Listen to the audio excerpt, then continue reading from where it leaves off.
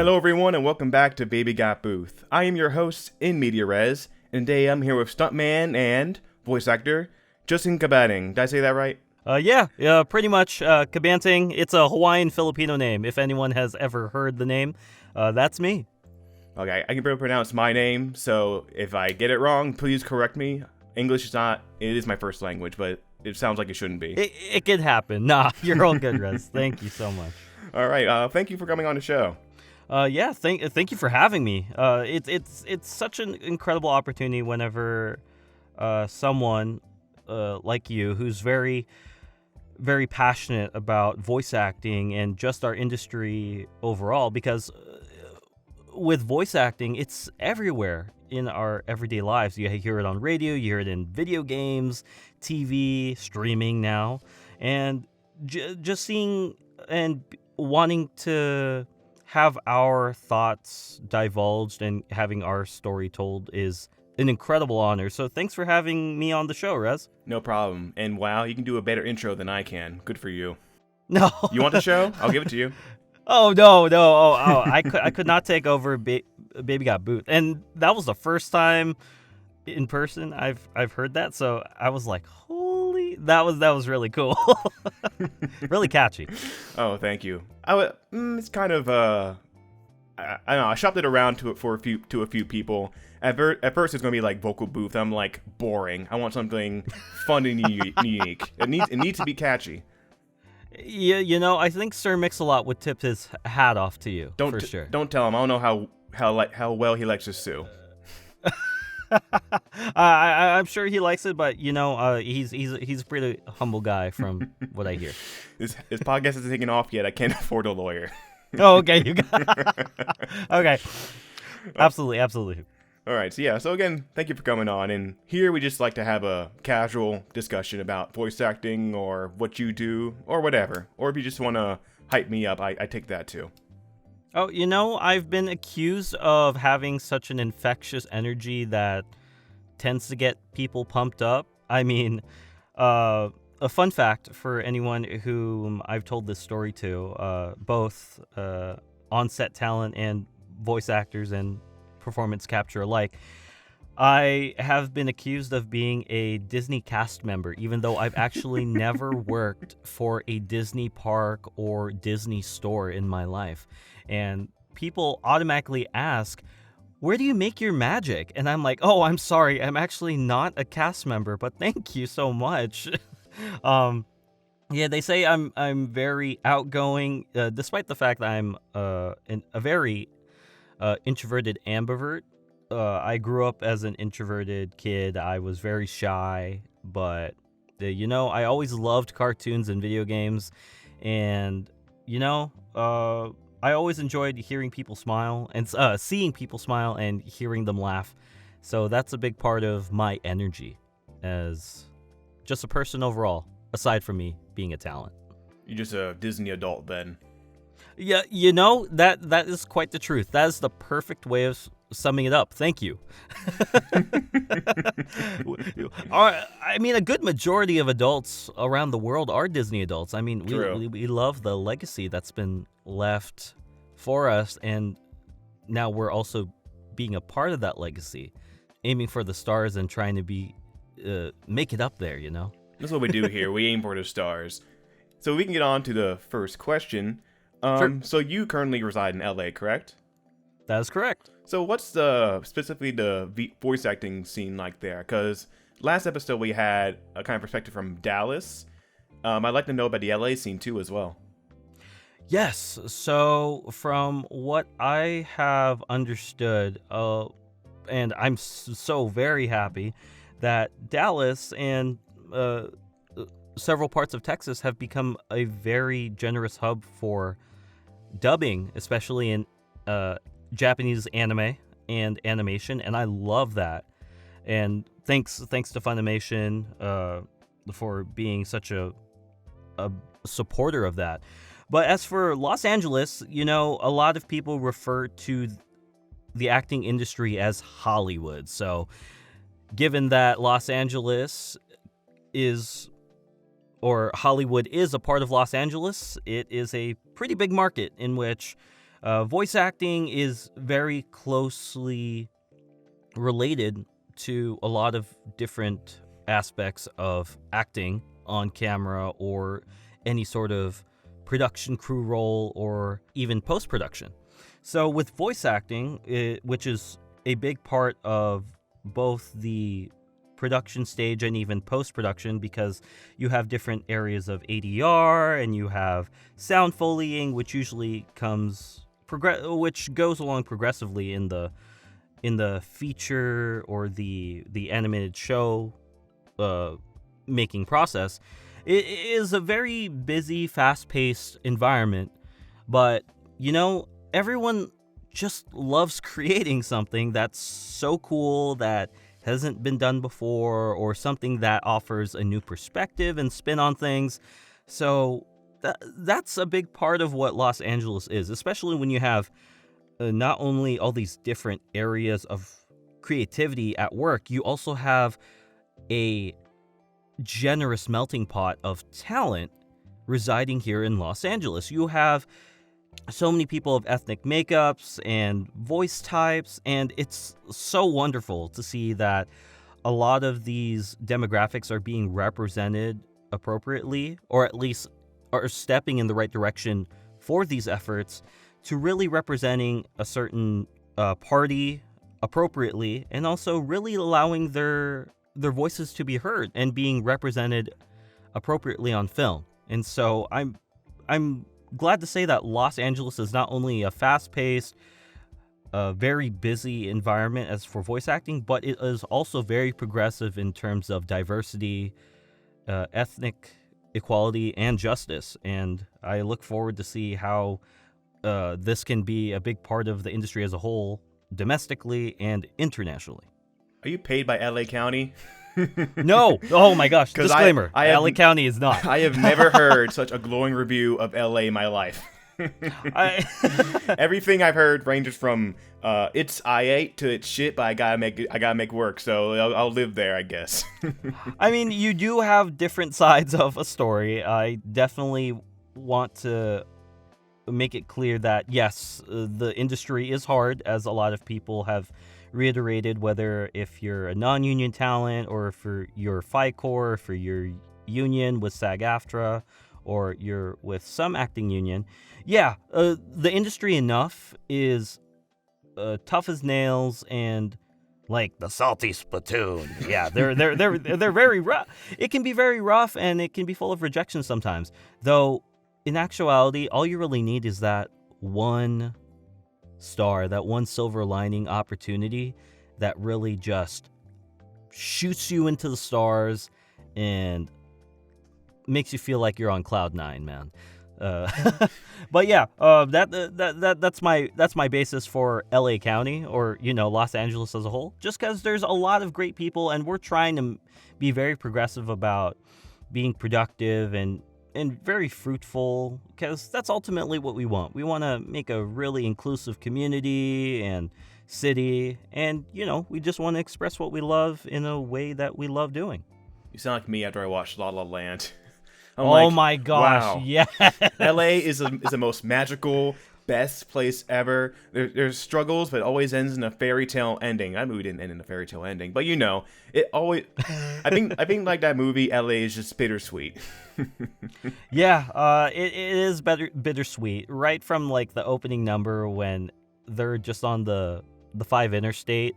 I drive that interstate so often. I'm like, the first time I saw La La Land, I was like, wait, this is grounded in reality, but I have to remember this is a dang fantasy. I'm like, oh my gosh, this is great. Why can't I break out and dance right now? Oh my gosh, yeah, just break down the number in bumper-to-bumper traffic. Oh, the things we can't have. This is why we can't have nice things, because the nice things are all fantasy. Would you want to live in a musical? I think that'd be very inconvenient for your day-to-day. You never know. It's like having a flash mob workout whenever happens, and you always have to be ready, because you want to be part of the musical act, right? Oh my gosh, yeah. This.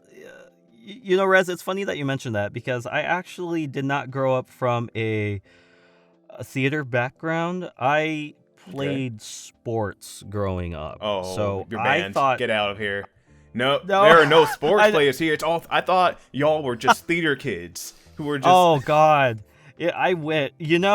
I've always had my regrets about that. I mean, I grew up since the age of 7 playing tennis, so I still play it to this day, and I coach, and I help people out with their game. I've been playing it for like 21, 22 years now. Okay, it's tennis. Tennis is the exception.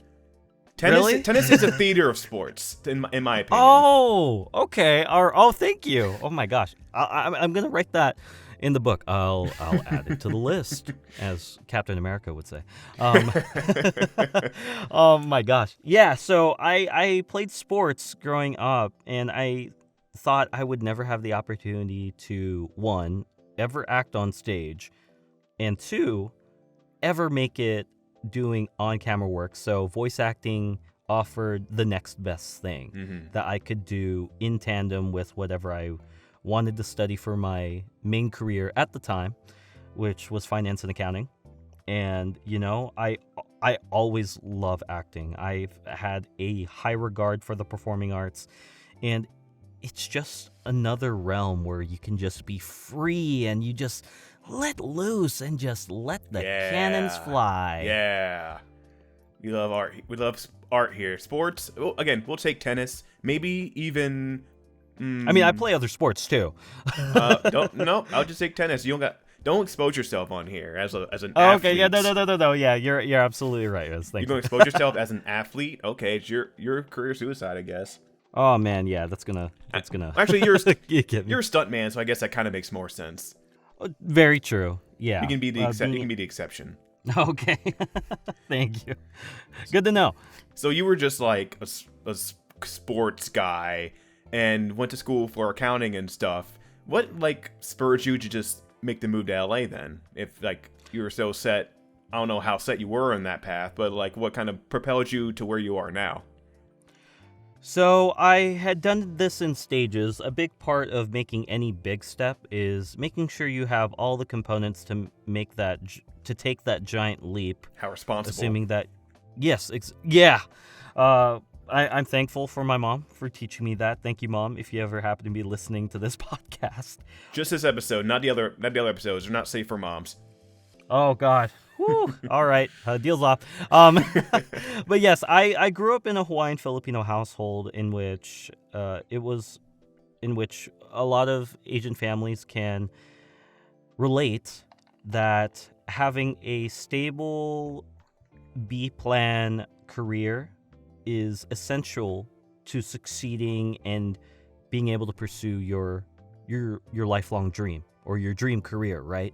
So accounting and finance was mine. Usually with Filipinos and Hawaiian background, it is either caregiving or the medical field, or IT or accounting and finance, which is what I happen to pursue.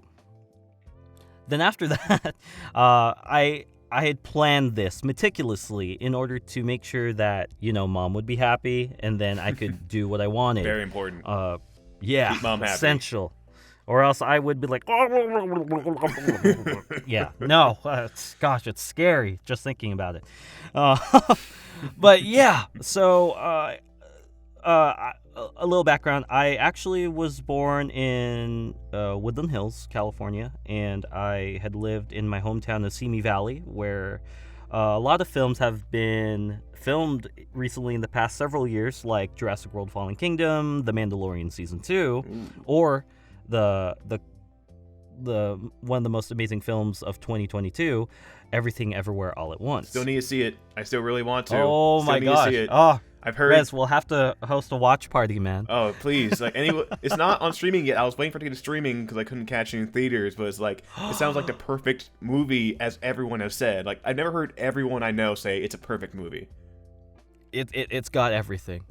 No joke. It's without giving anything away, even a morsel of detail, it's phenomenal. But yes, so I'm from a city called Simi Valley, and I currently reside in Los Angeles.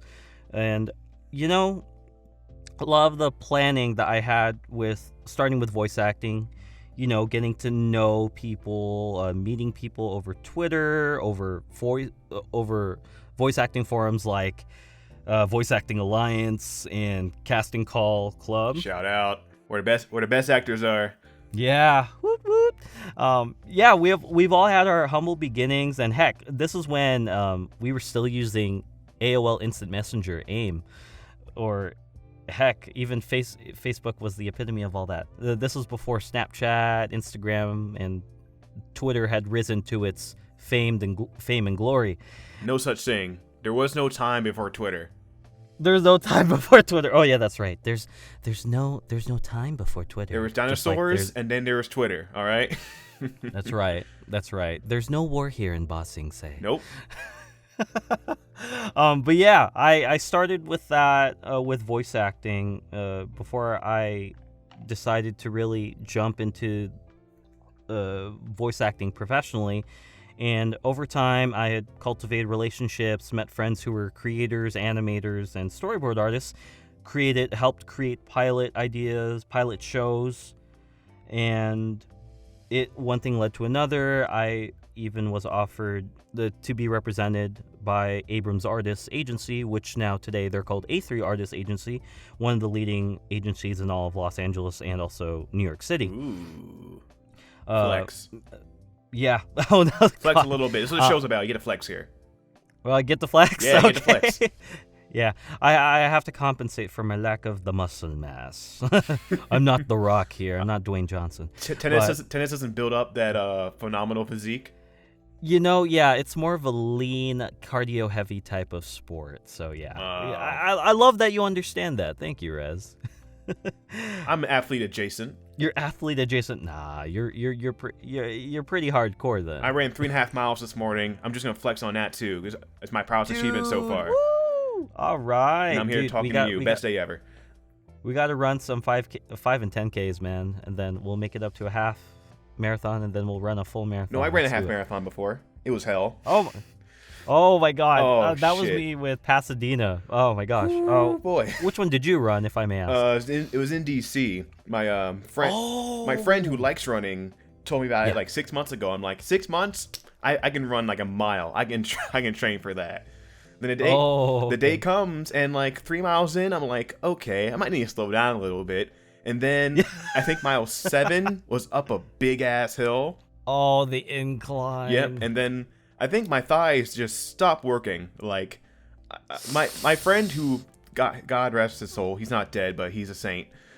He was right next to me the whole time, and his walking speed was like double my walking speed by like mile 7. It was terrible. And the worst part is, I'm sorry to hijack, I just gotta get this out of my No, please go for it.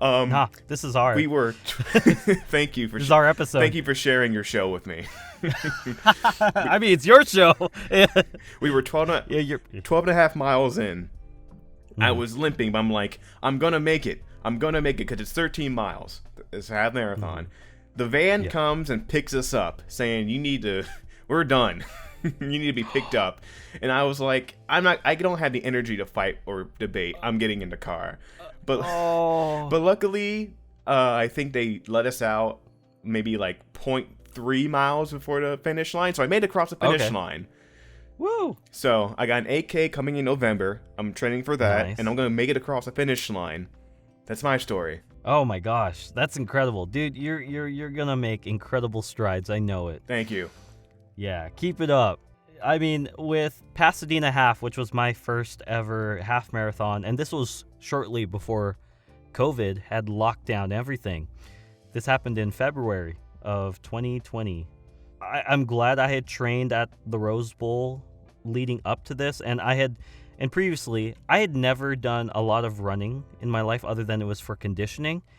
Before this, I did the Running Universal 5 and 10K challenge several months before, and it was Jurassic World themed. And one of my leading reasons, other than to kind of win and court my girlfriend, who's a storyboard artist. One of the ones I happen to work with. Interesting. Yeah, but long story short, I ran this 5K, 10K race one day. So the 5K was on a Saturday, and then the 10K was on a Sunday. I did this to win the interest of my now girlfriend, of course, but also for the medals, because they had a T-Rex medal, a Velociraptor medal, sick. and then like if you did both the 5K and the 10K, you got like an extra challenge medal, and it had the Indominus Rex on it. I was like, yes. I was like, this is my motivation. That's sick as hell. Just for the medals. And for the theme, the Velociraptors chased you, right?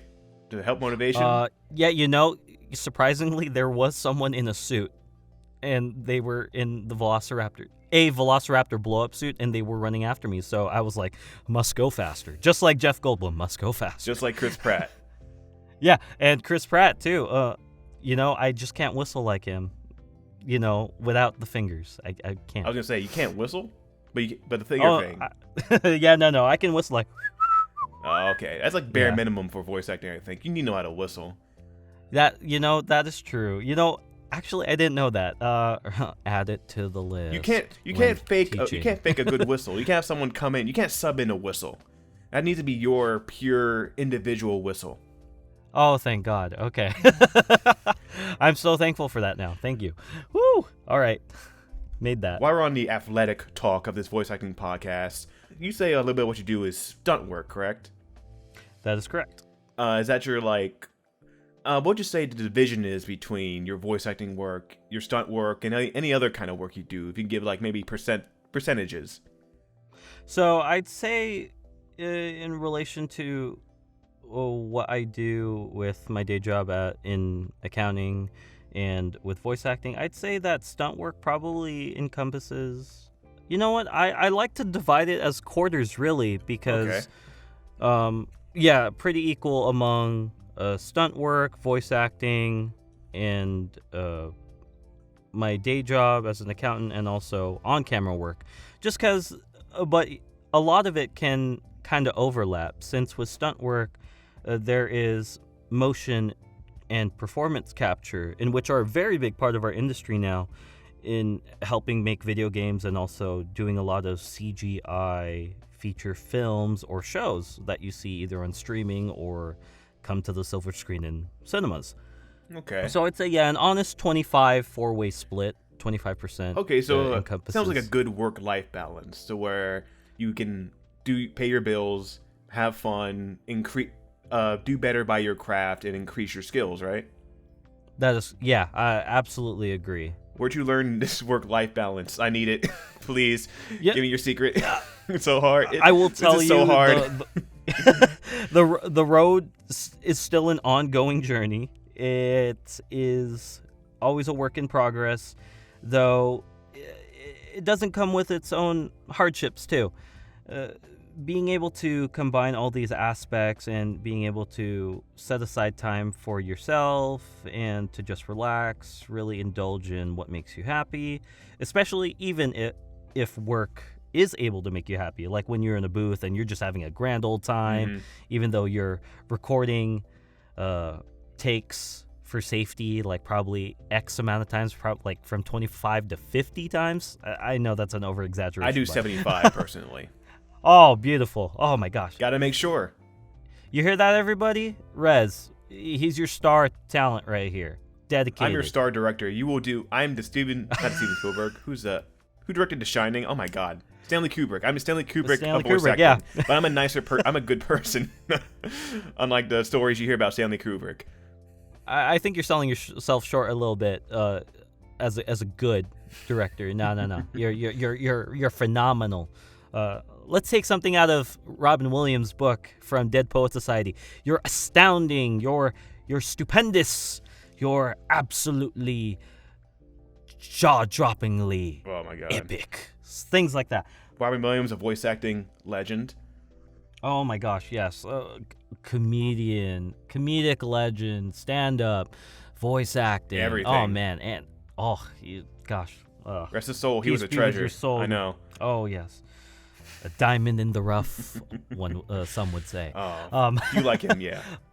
Oh yeah, he's a big inspiration for what I do as a talent, because again, referring back to what I said earlier, I just love making people smile and laugh and just have a grand old time, especially if I'm either on a set, if I'm doing even background or stunts, or doing a principal speaking role on a production, or if I'm doing post-prod work for ADR looping or sound foleying too, or creature sounds.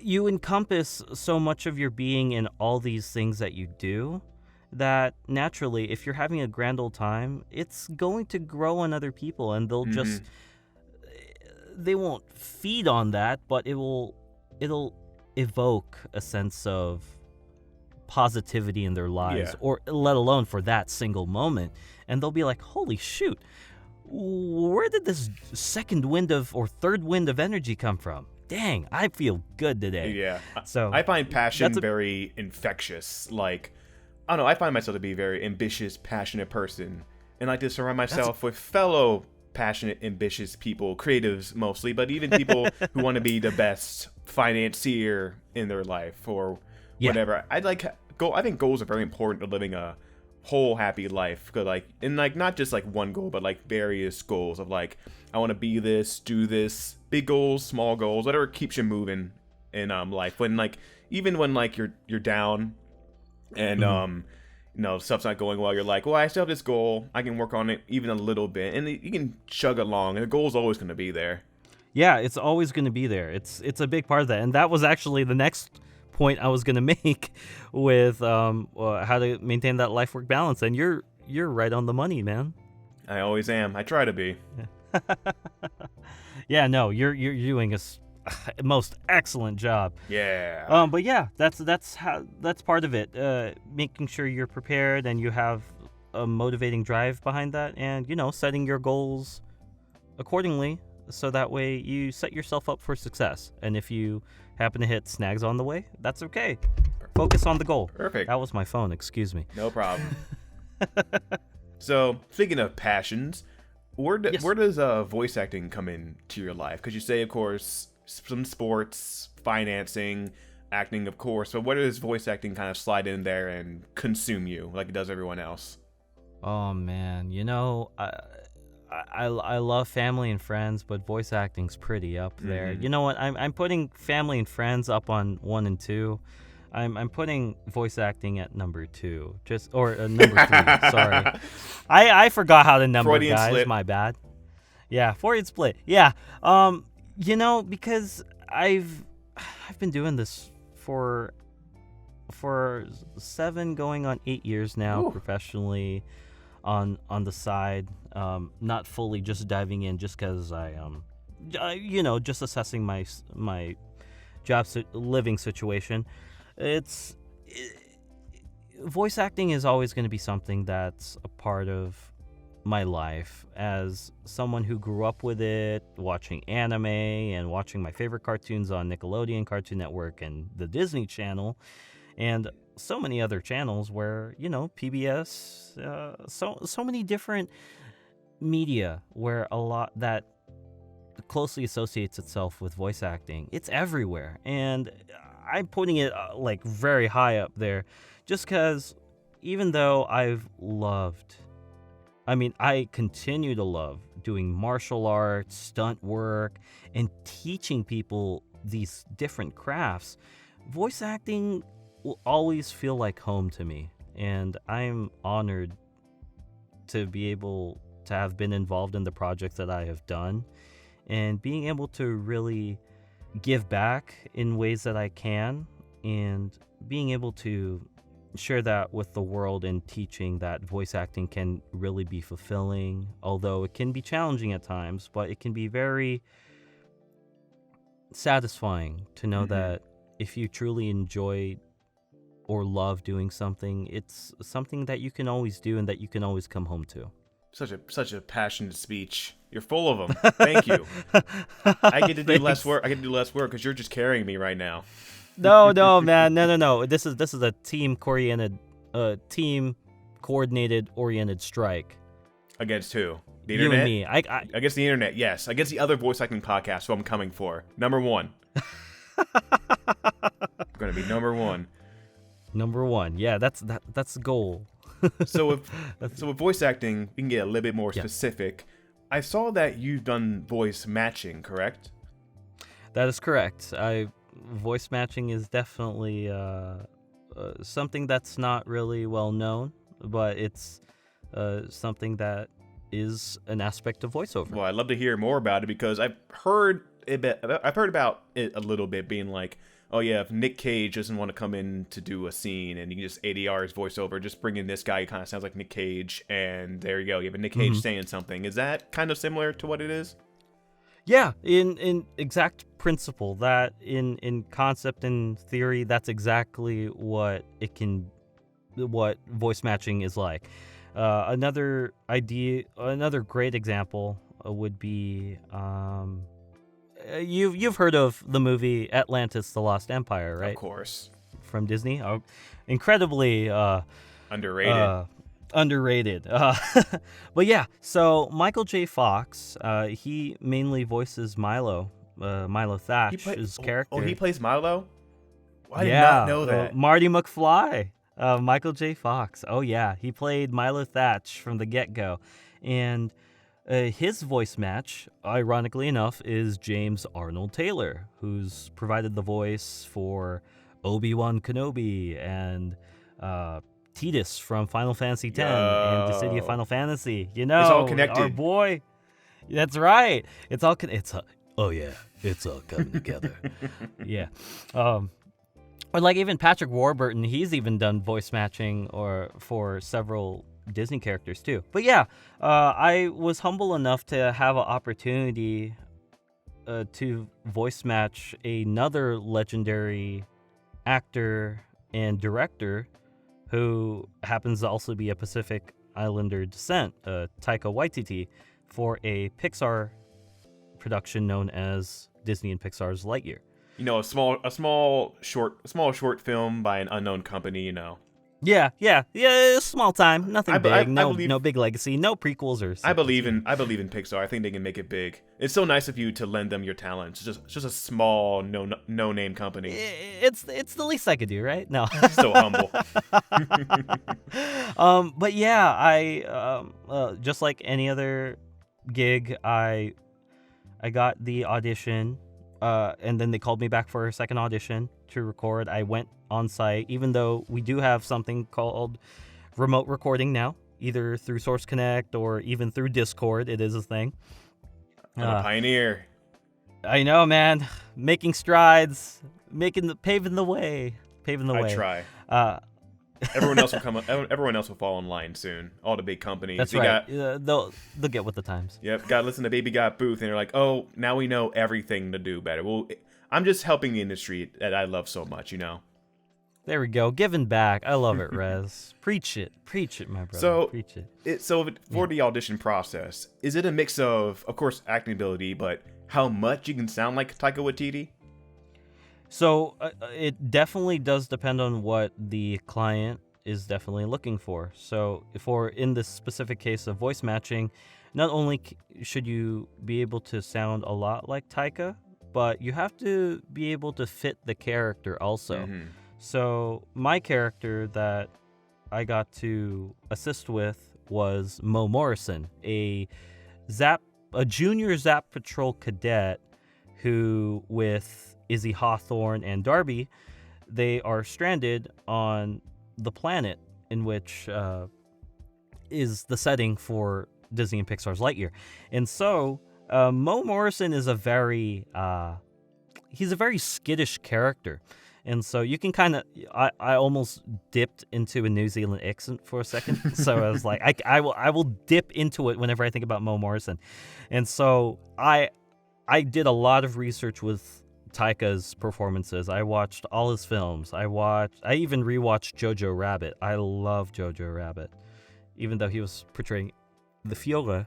An imaginary parody version of Führer. Yes. That's how I justify it. Parody version. Oh yeah, for sure. And Taika did such an amazing job. Yeah, he's and also, talented. Oh yeah, he's incredibly talented. And I even watched What We Do in the Shadows when he cameoed on that, and also Our Flag Means Death, which is on HBO Max. And he's just so charismatic, and so when you have that accent on lock, and then you just insert yourself into the character, into the boots and everything. You just start just meshing with it, and then all of a sudden you'll be like, oh, hey, look, there's a pin. Oh, does your suit have a pin? 2 questions. Hey, did anyone see the harpoons? I'm not certified to operate this machinery, nor this weapon. Did anyone see the harpoons? You're killing me. Oh man. 2 questions. You know how about 2 questions? Yeah, go ahead. 1, is Disney gonna sue us for you saying that voice on this podcast? No. It should be fine as long as it's under 10, 20 seconds. I think you're okay. Okay, I'll cut it down if it's too long. In increments. In increments, it's okay. Gotcha. For sure. Okay, because the question number 2, could you please do that the entire podcast? Oh, yeah, of course. Hello there, Riz. My name's Korg. I'm just a pile of rocks. I know Thor Odinson. I'm going to tell you a story about the legendary space Viking Thor Odinson. I want to interview Korg so bad. Oh. Who went from deadboard to godboard, and even journeyed with the Guardians of the Galaxy. Oh, he took a few beer kegs. Oh, yeah. Just another day in space. Okay. Oh, the goats! Bring Justin back. Bring Justin back. Justin is back, and he's ready to chew bubblegum and take names. But he's all out of I'm going to die. Bubble names. I'm going to die in my show.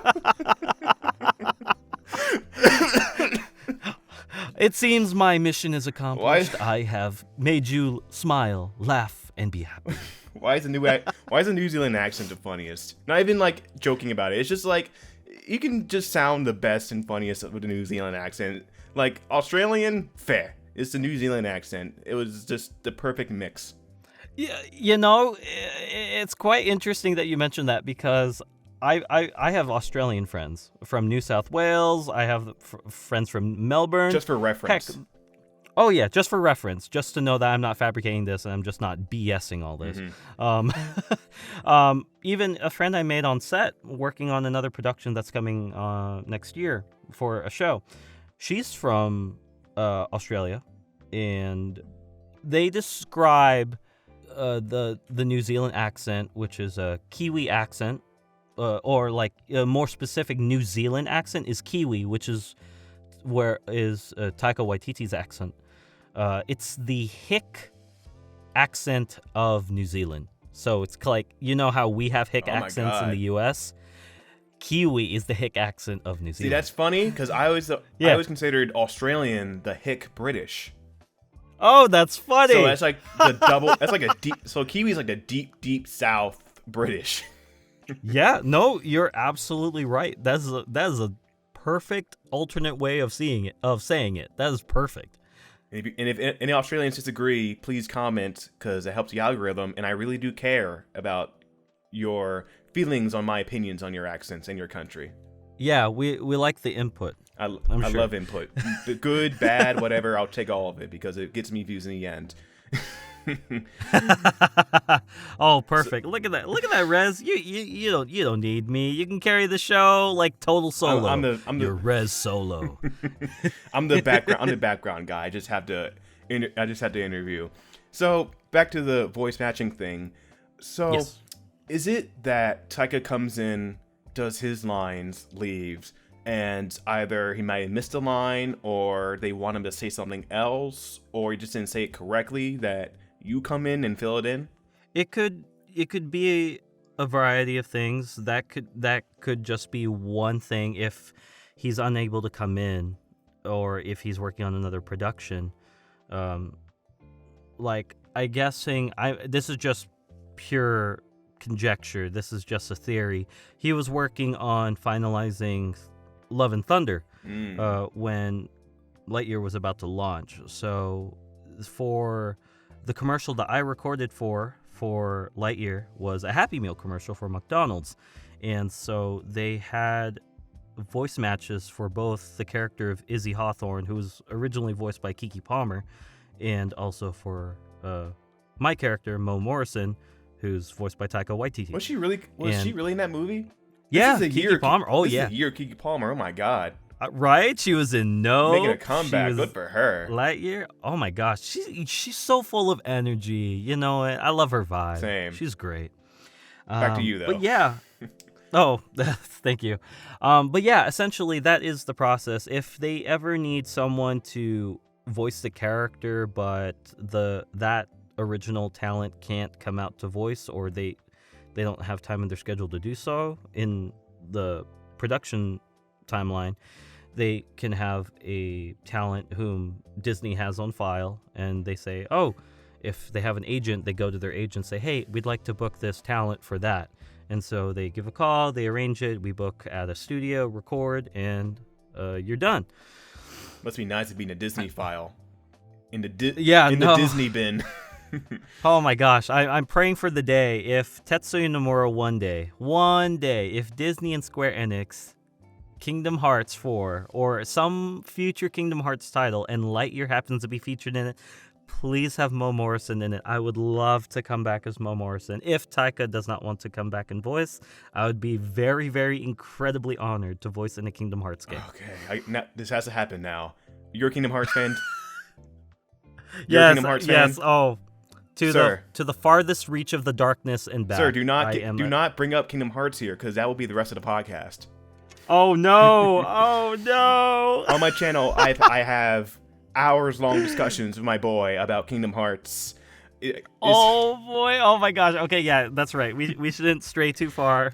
We have to talk. We'll definitely circle back. Definitely circle back near the end after we get all through the boring professional stuff, I guess. True, Rez. Thank you. But yeah, to sum that up, if the original talent cannot come in for a voice session for whatever project they have or some marketing material, yes, they will reach out to any voice matching prospects that they've contacted, or they will host auditions for that character. They will pick the best one, and they will record and make that permanent. Also, if it's in the contracts, they just have to make it clear if they need to insert it into the original film, they will have to make it clear to the talent as well, just as a contractual obligation. Because I've heard like some voice acting contracts being like, yeah, we're not telling you what you're in, just say the lines, monkey. yeah, just do it. Thank God for SAG-AFTRA and unions and all that. They definitely help supporting talents and advocating for them, for sure. So is that your only voice matching role so far? I think in that you can talk about, I guess. No, I've been in various games as well. I'm very honored. I've been featured in two very popular games going on to this day that operate under a I forget the terminology. I forget the terminology. Like it's Fortnite and Mobile Legends, Bang Bang, and Mobile Legends Adventure. Battle Royale? Those happen to be Battle Royale type of games, but like they're the terminology is like they update every so often. It's like a totally finished game. It's like a service. Procedurally generated. Yes. Oh God. What? Now you got me. Oh shoot. It's okay. But you get what I'm saying. I guess I think I do. Oh, now my brain's shutting down. I got Korg in my. I got Korg in my head. I got Korg in my head. I got Korg in your head. Oh, you got a little pebble in your head. Shut up. But yeah, no. I've been fortunate enough to have also been a part of Fortnite and also Mobile Legends, the Mobile Legends franchise, and also being on various other mobile games as well. A little bit of everything.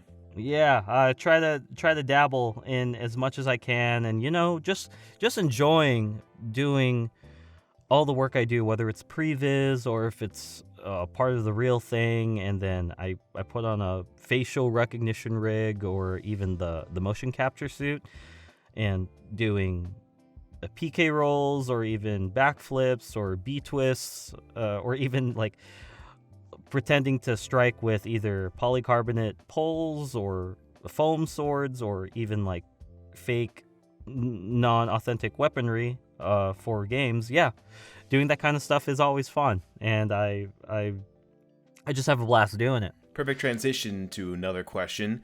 So, of course, the mocap process and everything. Okay, I don't want to ask what is it? Because I kind of have an idea. Because I've once seen Benedict Cumberbatch crawl on the ground and then become a dragon. Oh, So I have an yes. idea. But the whole process of the suit, what they tell you to do, and how you do it, if you could maybe go through it step by step for a dummy like me who is like, that looks cool, but it looks weird because you got balls on your suit. And now I'm curious. Oh no, it's a totally legitimate question. I appreciate that you're asking it, and sometimes people, your listeners, will be probably asking, what's the difference between motion capture and performance capture? Okay, yeah. So motion capture is the capture or animation tool that is used to create a animated rig for a source of media. Using a motion capture suit to capture a whole body movement. So that's when you will see people wearing the black suits with the foam balls on their suit, in order for and you're usually on a sound stage or a stage with omnidirectional cameras positioned X amount of feet or inches around you, so that way it can capture your movement as you're doing it. That's motion capture. Performance capture captures specifically facial recognition or something specific in the movements.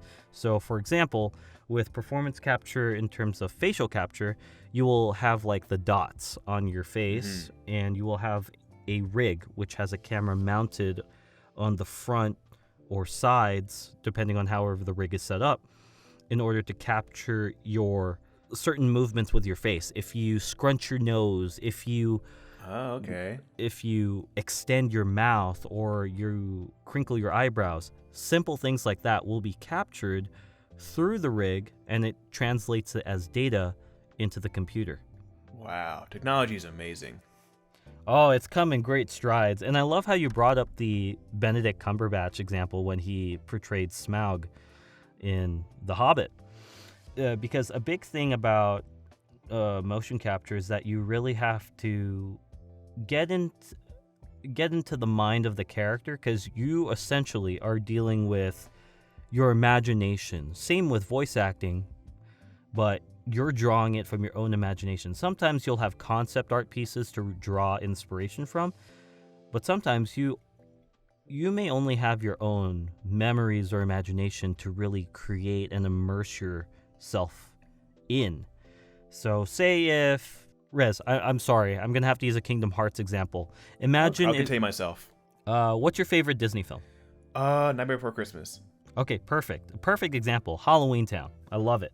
So you're going to imagine that you are mocapping for an entirely new character. Heck, a new Keyblade wielder. Oh, yes. A black Keyblade wielder. How about it? We need that diversity. Yes. And besides the mobile games where I can make myself black. But I never played it, so I never did it. Oh, gosh. Okay, well, here we go. All right, this is your moment My time to shine. Let's go. So then a lot of your thought process when you're in the mocap suit and you're creating this world in your head, and you're given the direction on how your character is supposed to be, you imagine yourself in Halloween Town. Like, you know where Curly Hill is. You know where the town square is. You know what direction Oogie's tower is. Exactly. And you start hearing Danny Elfman's This Is Halloween, right? Exactly. Sink me in. So there we go. And then so you're already synced in, and then like you have the mannerisms of your character already memorized. Like another great useful exercise that I've been able to use for motion capture is relating yourself to an animal, in which you really just like get loose, and then that starts naturally integrating itself into your movement, and then it'll reflect off of your performance. So if you say like you're a sloth or something, you may have a lanky type of movement when you walk. Ooh. Or if you're like a bear or something, you may have like a stout walk where your chest is pumped, and then you're like always like breathing hard under your breath or something. These little things contribute to your motion capture or performance capture performance. Really? And Wow. Oh yeah, it's so incredible how you're able to, how the smallest things in your performance can ultimately impact or influence the way it's captured on camera. So interesting. Because you see, like, behind the scenes footage of the god Andy Serkis, of God of Mocap Andy Serkis, doing his Oh thing. yes. And I hear people say, like, oh, that's not actually him because he's got, like, a team of people computerizing him and they can change certain things. But you see him and he's, like, actually doing what he needs to do to portray that character. He's being Gollum and Smeagol, having that conversation. And he's just, the way you made it sounds like he's acting more than people on the screen or just on the screen because they can hide certain things and cuts or be directed a certain way. But it's like every muscle fiber you have needs to be on point to really portray the character like they need to be. Yeah, no, I agree. And he is the godfather of mocap because a lot of that has influenced how we see video games and CGI as an art form. We've seen games like God of War, Life is Strange, or The Last of Us even, who utilize this motion capture technology. Heck, even Resident Evil 7 Biohazard and Resident Evil Village, who utilize this technology, and you see how, like, a lot of this, essentially, I mean, it is an art form at its core. It is acting at its core. It's and a perfect, it deserves just as much. It's a perfect blend of acting and technology to where it's not just like you're making a CGI person and controlling them via computer, but it's not just like you're acting in front of a screen and getting impossible shots like in video games. Because in the example you put, Biohazard, there's so many shots that would be nearly impossible for like a live action movie, or at least would cost a lot of money and like a lot of stunt people maybe getting hurt. Yeah. Yeah, no, exactly. You're right on the money. That's exactly. It really does increase the immersion of like you are Ethan, right? I never played that game, but I know of it. You're really there, and you're getting attacked by all these people who move like real-ish people, who have the mannerisms and who have the actions. It kind of hits into that uncanny valley, but in like a really it kind of adds to the creepiness. Pretty much. Oh yeah, there's actors that specialize in that. They're contour artists, in which a famous one that I know who's exceptionally skilled. She's a Ukrainian actress, Marina Mazapa. I'm butchering her last name, but Marina. She had the wonderful pleasure of working on *Malignant* and among a plethora of horror films, and also she portrayed Lisa Trevor in the Welcome to Raccoon City film that came out. But yeah, she's exceptionally talented, and contour artists can make their limbs appear in abnormal ways that are just so chilling to the human eye. Like that scene in It. And it's like, where it comes out of the fridge. When Pennywise, oh boy. It's so creepy. Yeah, when Pennywise comes out of that locker and like, his limbs are like all squished, and then like he starts rotating and like rotating and aligning them. Yeah. It's my favorite part of that movie. But yeah, that's exactly it. There's so much appreciation that goes, and a lot of praise that goes into that type of work. So it sounds like a very widespread where it can apply to everything, to shows, movies. You especially do see in video games for like very high production stuff. So POV, I'm in the ball suit in the middle of a foam room. Is it essentially the director telling you, okay, hit this guy with a bat, shoot your gun, flip off that guy over there, or something like that? What's like as the mocap actor, what's like an example of the process? Yeah, so you will be in a soundstage exactly as you described it, and you will be given direction, and you will be given certain actions. Yeah, like you said, shoot this guy. You're gonna the facial capture rig. If the game is that kind of a game, if it's like third person, it'll capture that. If it's first person, it's going to capture what's in front of you. Just like FPS, like COD, 007, type FPS games, or Battlefield even, and the way you're holding a rifle or the way you're holding a semi-automatic revolver or a pistol, seeing that react will ultimately be captured and be used as used to create assets for whatever they're creating. Okay. Wow. Yeah. Well, like Cyberpunk. I'm playing Cyberpunk right example. now. I just got off it. Oh, I love it. Yeah. Oh, I love it. It's a phenomenon. I know. Game. And like I can imagine most of that being mocapped. Yeah. I mean, you even know that Keanu Reeves as Johnny. Did he mocap or he just voice? Yeah. No, he did both. He did both? Mocap and voice. Oh, wow. Oh, yeah. That man. Yeah. That's Johnny Silverhand. Oh, man. I love him and hate him like I'm supposed to. Yes. Now that's how you know an actor has done their job. Yeah. If their job is to make you hate them and you hate them, they're doing their job. And if you love them, you love them. And the hardest thing is doing both, and Johnny rides that line. Spoilers, but I think he is taking over my brain. I mean, hey, yeah, the only way you'll find out is if you play through the game. I'm going to. I'm probably like a 13% done, but I'm loving it so far.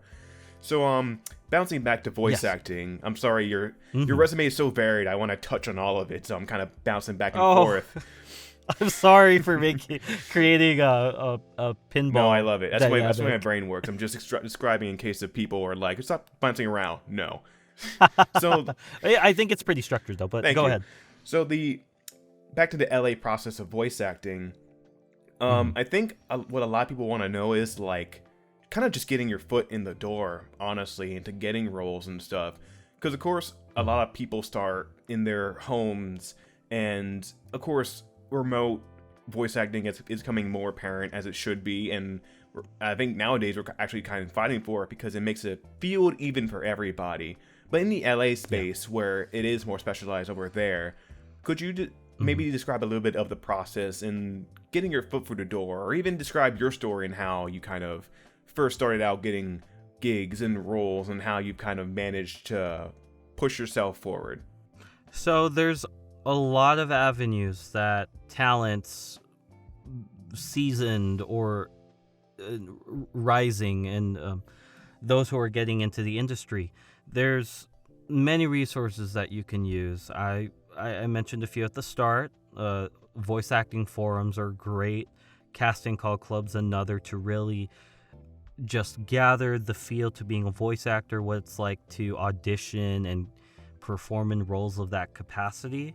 These types of resources will be helpful in helping you accumulate that experience, and also connecting with other talents and directors and mentors who have been doing this for a lot longer than I have, probably for like 25 plus years.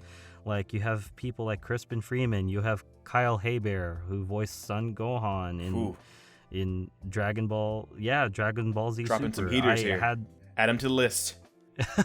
Yeah, I had the incredible honor of being directed by both Asher Jelinski and Kyle Hebert for Mobile Legends. Oh my gosh, they were incredible to meet in person, and Kyle's so down to earth. And even JB Blanc for Fortnite. I had a chance. I didn't know he was going to be my voice director for that session. I was like, oh my gosh, JB, he's here. So when it comes to finding gigs and knowing where to go, my food for thought when you're starting out, understand that you don't have to pay a buttload of money for a setup. You can start with a economically friendly mic. XLR mic. It doesn't have no USBs here. I'm anti-USB. Fuck you, Blue Yeti. Yeah, it's good to experiment to understand why. Just because, so sure, I guess. Especially when it comes to the latency issue, and like there's a number of things to learn when learning as an audio engineer, because you're not actually just learning to be a voice actor here. You're actually teaching yourself and learning to be an audio engineer. Ain't that the truth? Too. Holy shit. Right? True for podcasters too. Eureka, man. True for podcasters too. Yeah. Oh my god, I'm terrible at it. I hate it. I mean, it's all learning experience. Yeah, I guess. And when you're learning all these different aspects and like you're understanding all the different DAWs that you have access to, Reaper, RX8, RX10 now that they recently came up with. Thank you, Isotope. Or you've got Pro Tools, you've got Adobe Audition, you've got or Final Cut, you've got or NCH Studio. That I used NCH Studio early on in my career, and I'm very thankful. That helped me actually get a lot of my gigs. But yeah, understand that you don't need to pay an arm and a leg for a setup.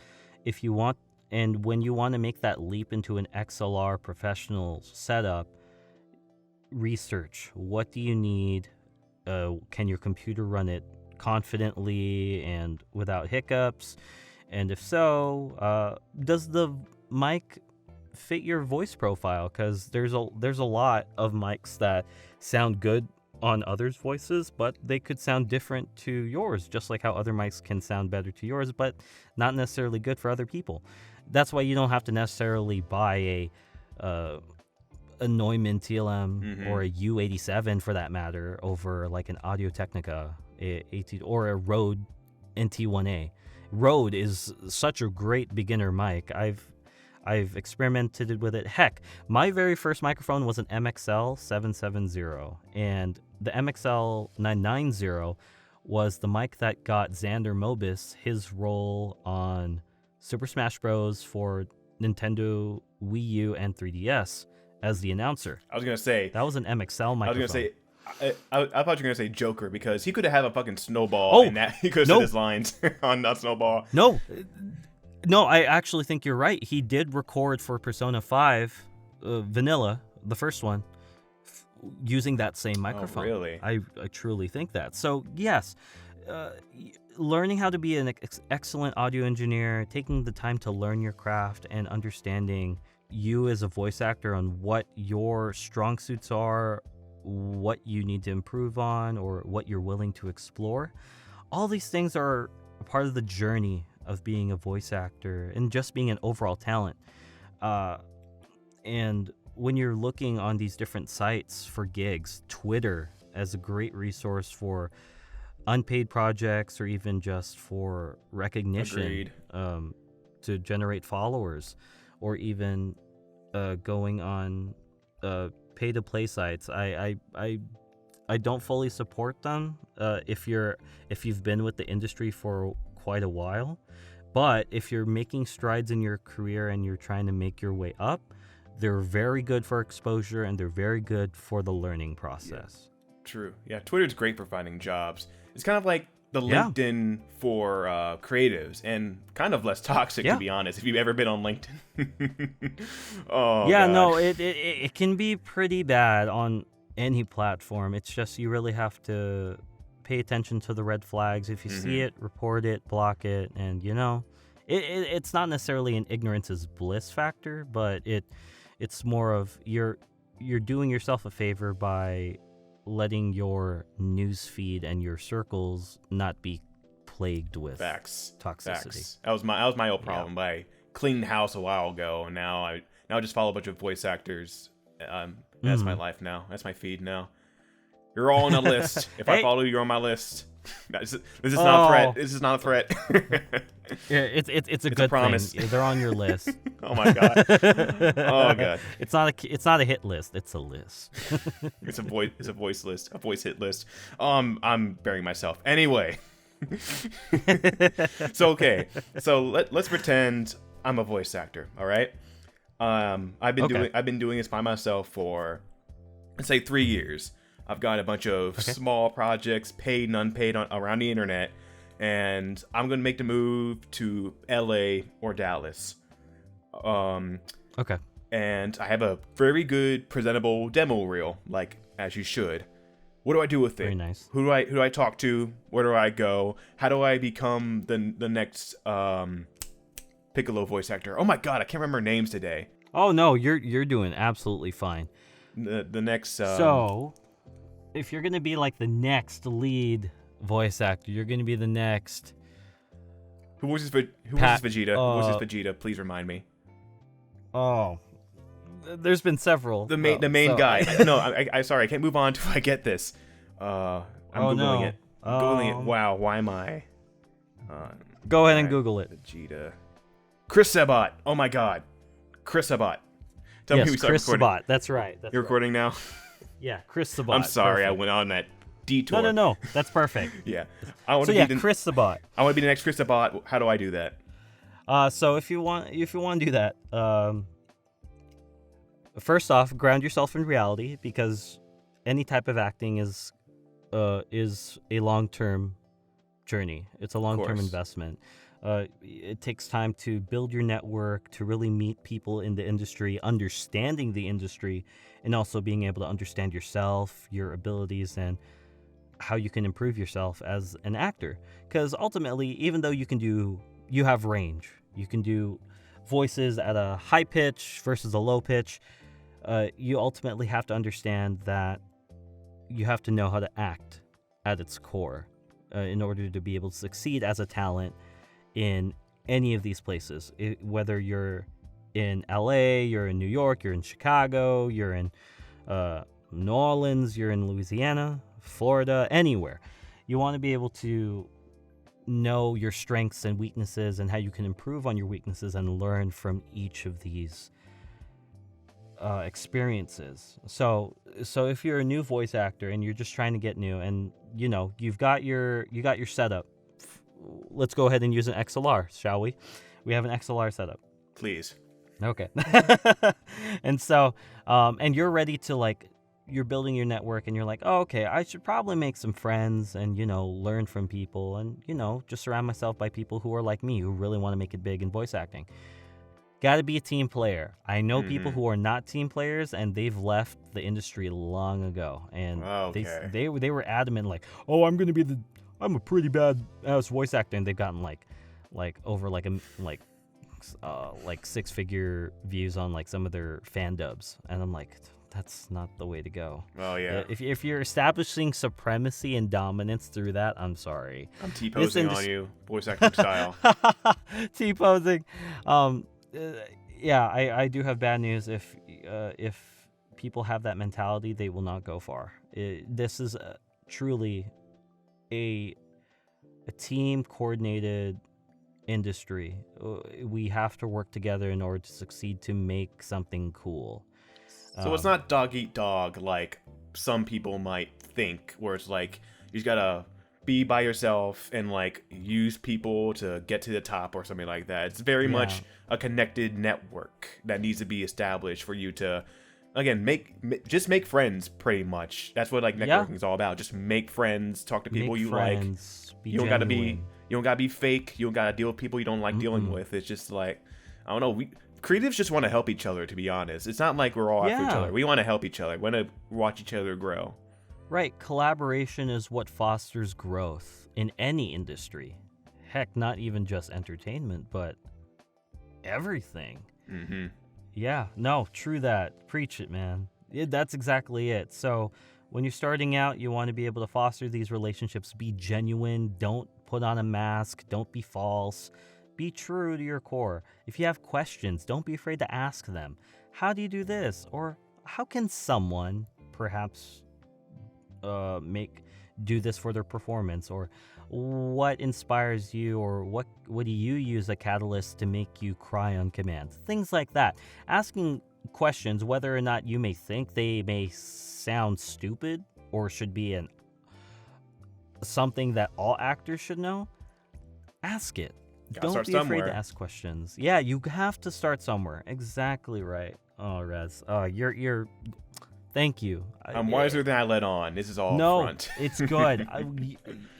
It's good. We have to make sure that the misinformation isn't being spread. Mm-hmm. This isn't a dog-eat-dog industry. It is tough with competition, and even if you don't get that audition or that callback, or if you made that callback but you didn't get the role, that's okay. You were close to what you thought they needed or they wanted for that role. You just weren't a fit. It's no testament to how you are as an actor. It's just what you offered was great, but it just wasn't what they were looking for. So yeah, being able to deal with disappointment and failure is a big part of being a voice actor, as much as it is building your network and getting your equipment. And I think a lot of talents forget that because it touches on the more sensitive aspects of being a talent, but The vulnerability of it all. the vulnerability of it all, we have to put emphasis on that as much as everything else. So I love it. Very motivational for everyone. This isn't just information. This is motivation for all voice actors out there who hopefully listen to this podcast, please. Yeah. So, And today on Baby Got Booth, we have I'm lessons for life in I'm voice clipping that. acting. I'm clipping that. Okay. I'll form a contract. I'll send it to you later, but I'm clipping that. I don't care. So, so you get there and you are with an agent. You said you were with an agency, correct? Yes. And that helps you kind of directs you towards work you can still may or may not get, but it's just like, hey, here's a job that I think you can do or that I helped you get. And was that the correct method that they use for agency? Because I think you would know better than me. Yes. Yeah, the agencies are there to help you have access to projects that you wouldn't necessarily find on these more open channels like Twitter, Casting Call Club, or even through rosters. They can be similar, but they have more exclusive channels because they're established, whether if they're a SAG recognized agency or if there's an attribute of the agency that allows them to have these connections. Those are the reasons that the agencies are there.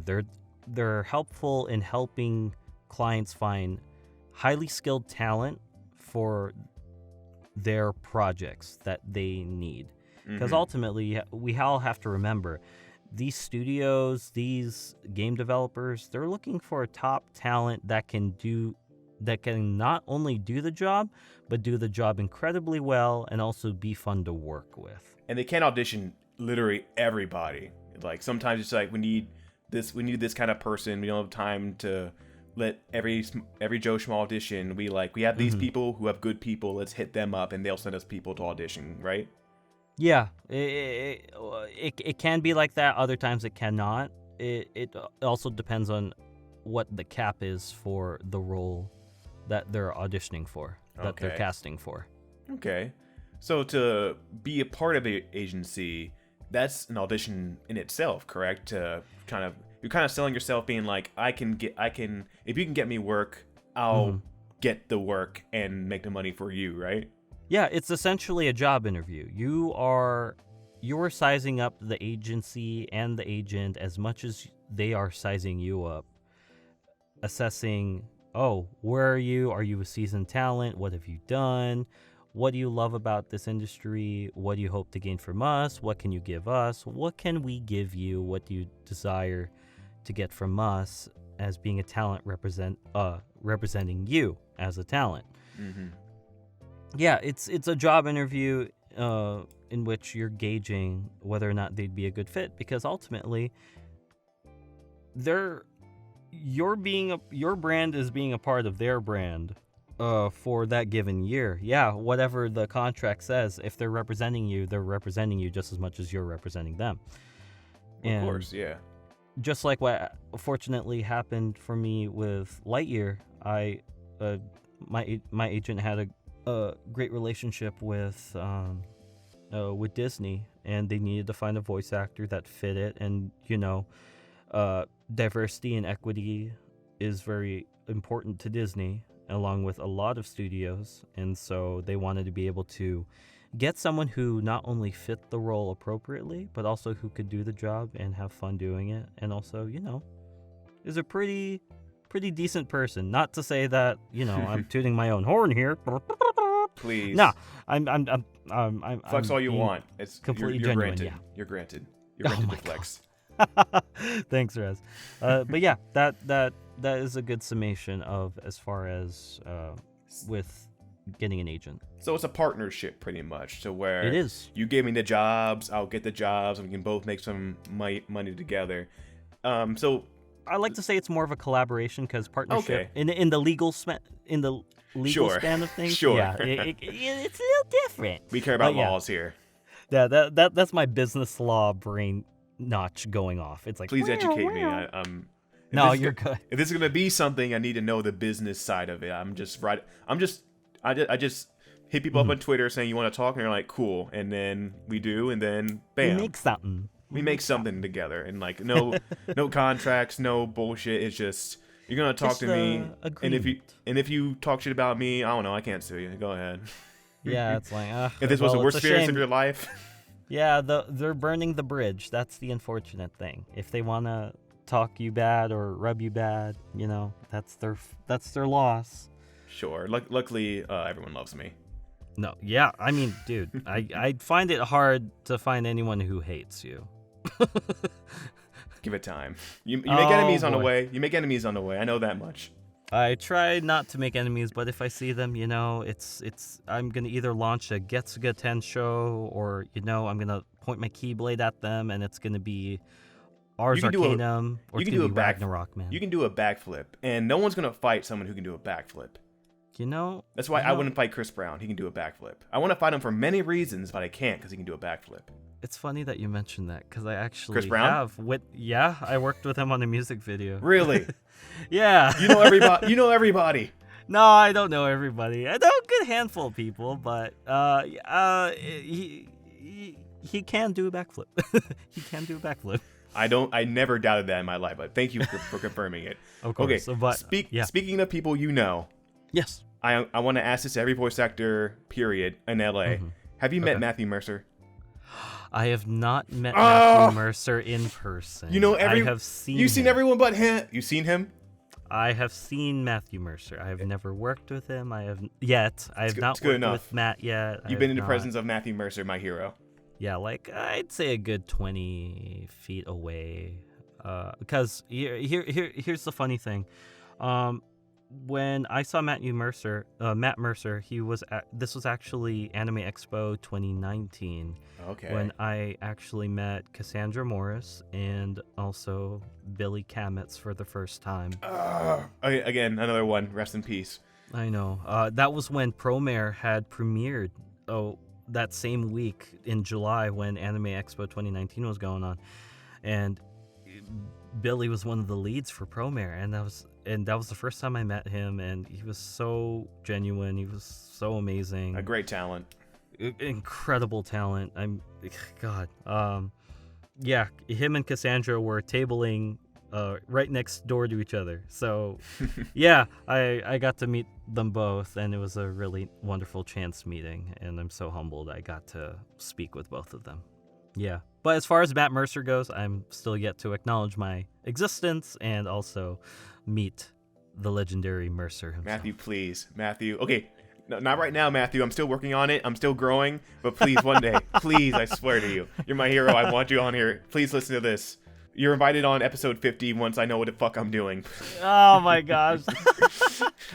If he's listening, yep, there you go. Honestly, he's the kind of guy I can believe he would. Oh yeah, no, for sure. Matthew's a down-to-earth, honest guy too. He's quite a goof as well, I'm sure.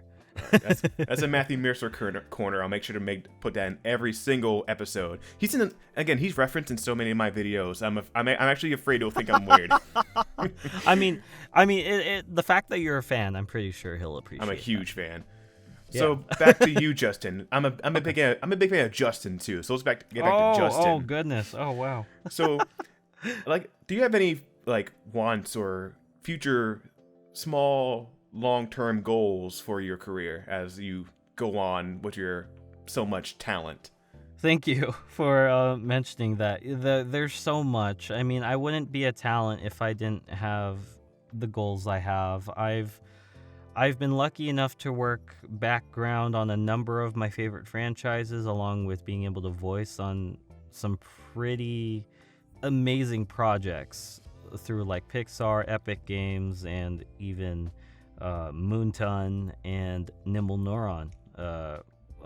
on the mobile, the console video game platform space. But yeah, no, I've even had the opportunity to be a part of the Lucasfilm universe, working on Obi-Wan Kenobi, and so I definitely, hopefully, one day, I want to be a stunt Jedi or someone, a stunt force sensitive who can do acrobatics and just have fun with the saber, whether I get to slash clone troopers or stormtroopers, First Order or Galactic Empire, and like with those fuses, or like I'll have like a little fire, I'll have pyro strapped to me, and then if I need to simulate getting shot with a blaster bolt, yeah, I'm like, ah!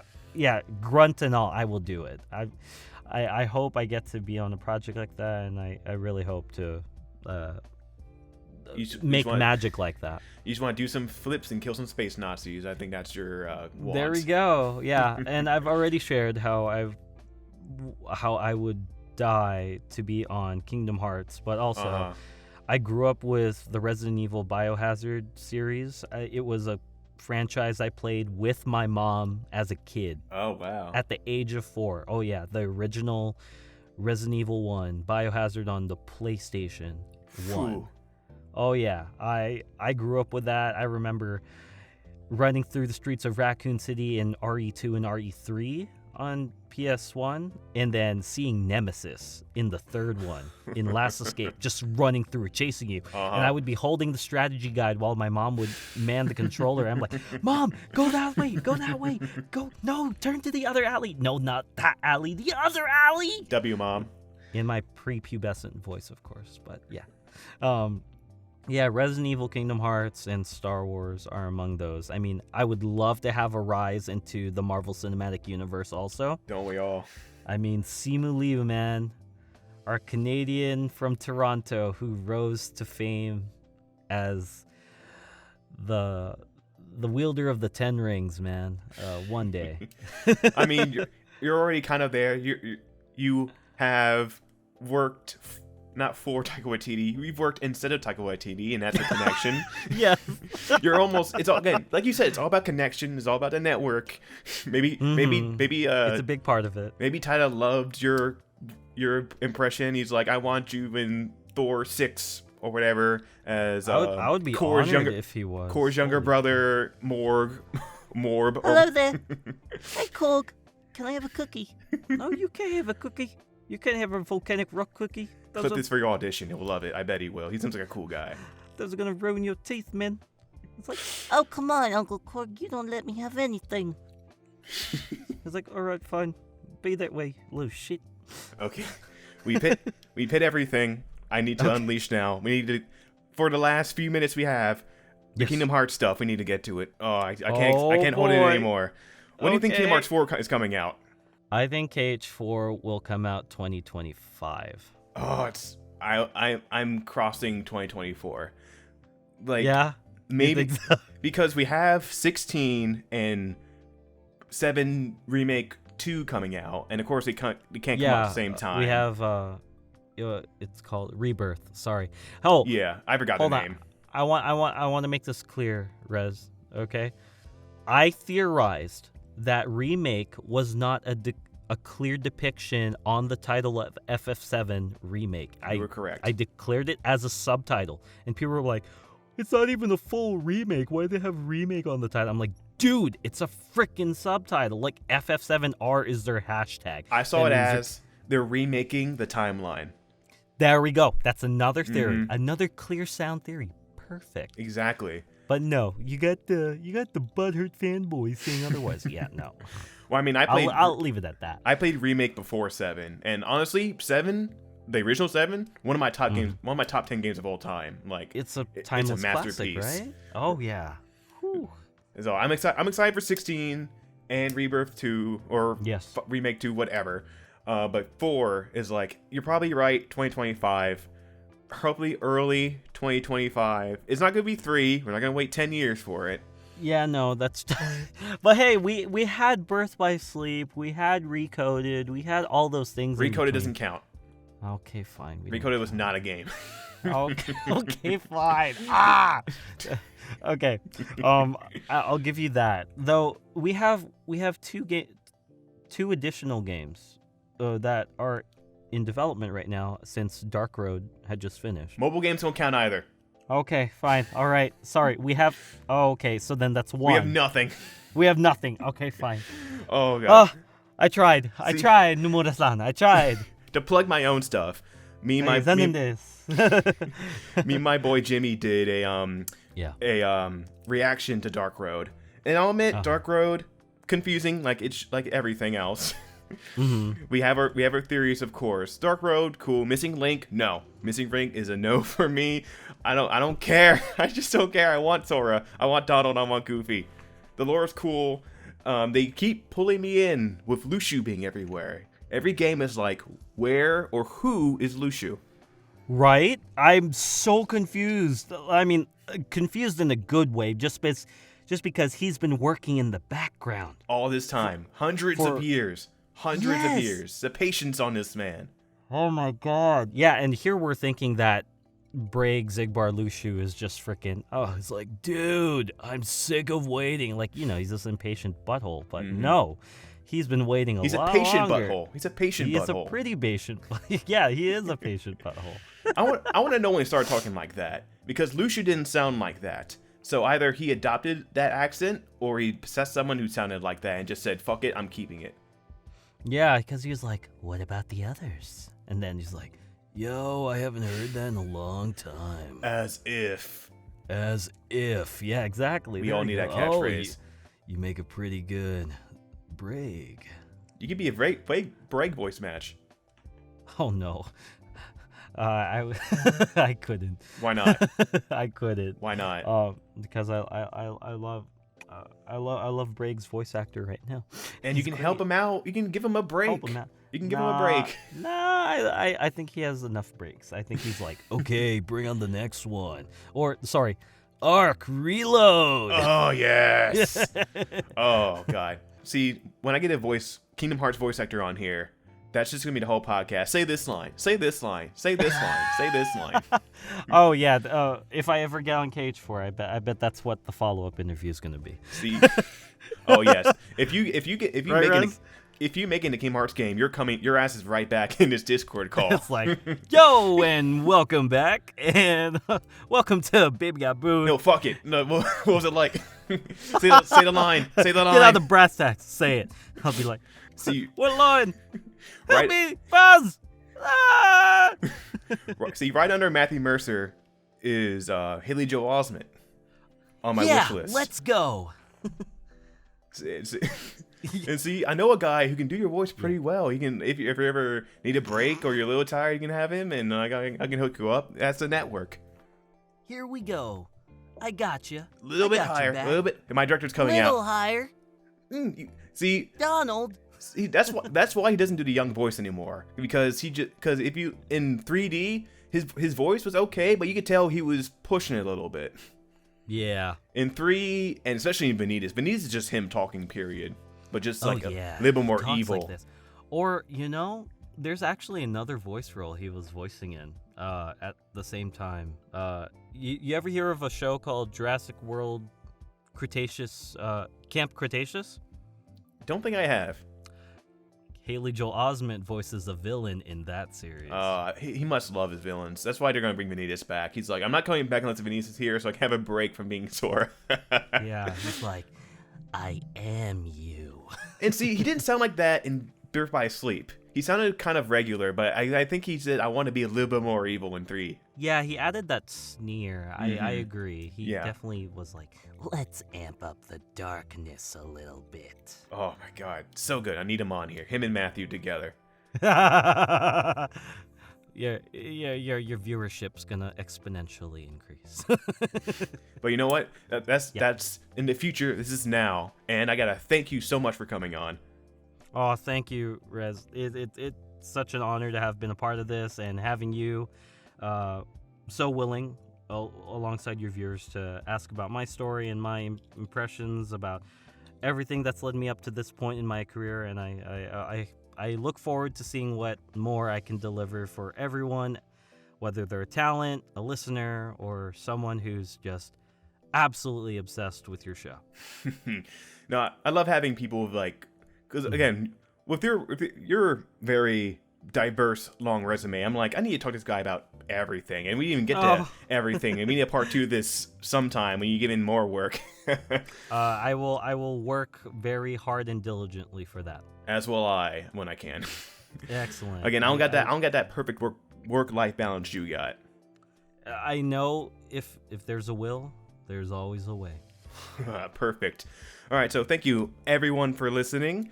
This has been Baby Got Booth. We will see you later.